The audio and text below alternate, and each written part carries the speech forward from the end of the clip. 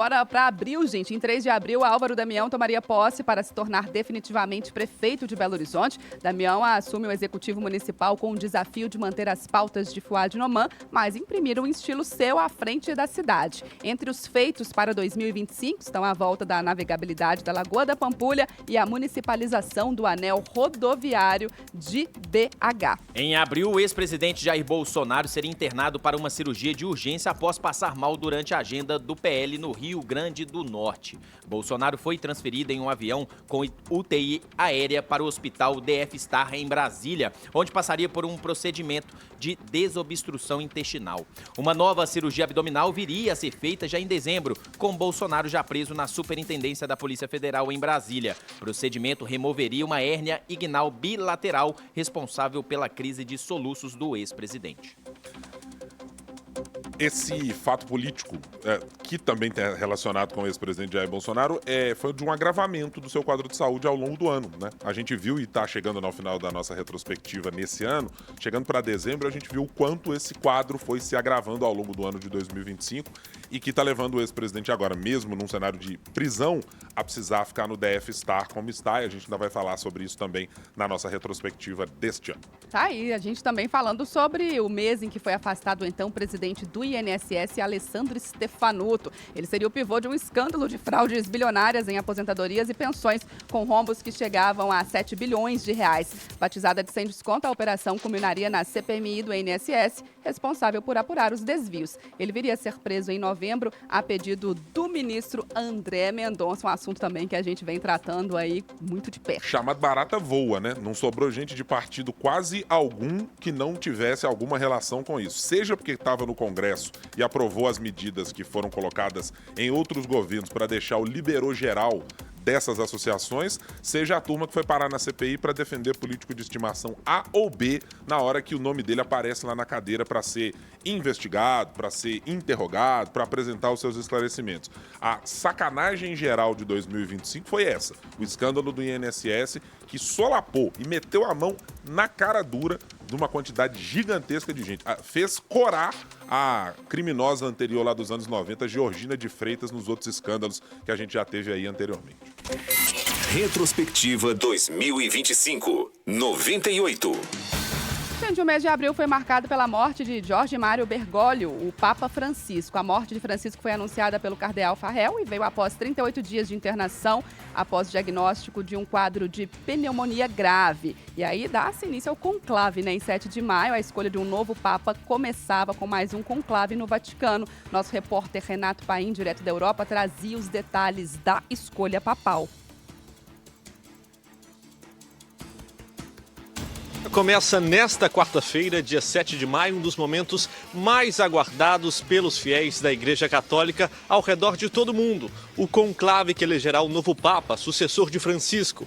A palavra conclave vem do latim conclaves, que significa fechado à chave. E é exatamente assim que os 133 cardeais com menos de 80 anos ficarão isolados do mundo na Capela Sistina, no Vaticano. 7 brasileiros estão entre os eleitores, incluindo nomes como Sérgio da Rocha, de Salvador, e Leonardo Urich Steiner, de Manaus, ambos citados por agências internacionais como possíveis papáveis. O processo de votação começa oficialmente às 4h30 da tarde no horário local, às 11h30 em Brasília. Atenção ao céu do Vaticano, por volta das 2 da tarde em Brasília, deve subir a primeira fumaça da chaminé na Capela Sistina. Se for branca, o novo Papa foi escolhido, e se for preta, ainda não houve consenso. E a fumaça branca subiu no segundo dia de votações, era o famoso Habemus Papam.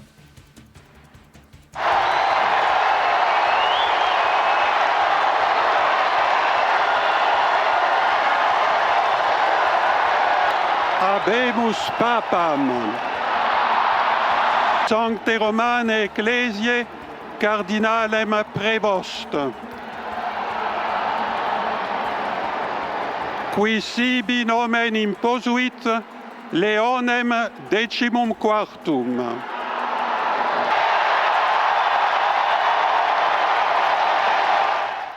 Era escolhido o cardeal Robert Francis Prevost, que adotaria a partir daí a alcunha de Leão XIV. Apesar da postura apaziguadora, o novo pontífice assumiu a cadeira de São Pedro com um discurso de retomar as tradições da fé católica.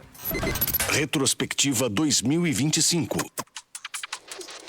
Gente, o mês de abril marcou o início da guerra tarifária de Trump com o mundo, viu? Entre os maiores impactados estava o Brasil, com sanções que chegavam a 40% das exportações. Nascia o chamado tarifaço de Trump, que viria a ser implementado por aqui em julho. O embate econômico entre Brasil e Estados Unidos se arrastaria até novembro, com o fim do tarifaço sendo marcado após série de reuniões entre grupos técnicos dos dois países. Lula e Trump viriam a discutir o tarifaço em um encontro pessoal na Malásia em outubro deste ano. Colocou à mesa Donald Trump, colocou à mesa todos os outros líderes internacionais na Ásia, na Europa, na América do Sul, todo mundo em modo de atenção e com a necessidade de sentar à mesa com o presidente americano para pedir.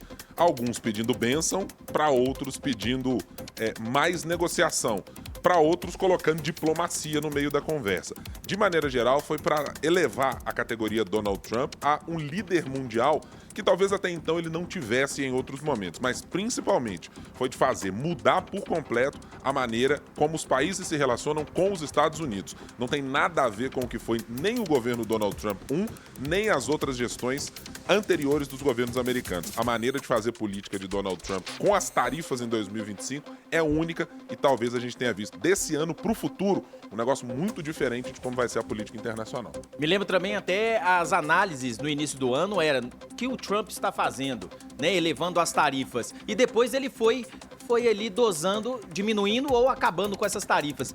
Será que essa estratégia deu certo? A gente já dá para fazer essa avaliação ou só o ano que vem? Vou te contar, João. Eu acho que para boa parte do que o mercado americano interno está colhendo, ainda está no meio do caminho. Tem gente ainda sofrendo com inflação nos Estados Unidos porque não está melhorando as condições internas, mas o governo americano está arrecadando a ponto do presidente, por exemplo, dizer que vai financiar com alguns recursos setores que não recebiam investimento direto do governo americano. Então, assim, depende. Se tiver na política internacional, a balança vai ser vista de um jeito. Ela certamente criou para os Estados Unidos mais problemas de levar mais gente a procurar outros mercados. O Brasil fez isso com a China e tantos outros. Agora, internamente, não resolveu o principal problema que ele tem por lá. Inflação americana ainda é um problema para um país que nem ficava pensando nisso como nós brasileiros pensamos.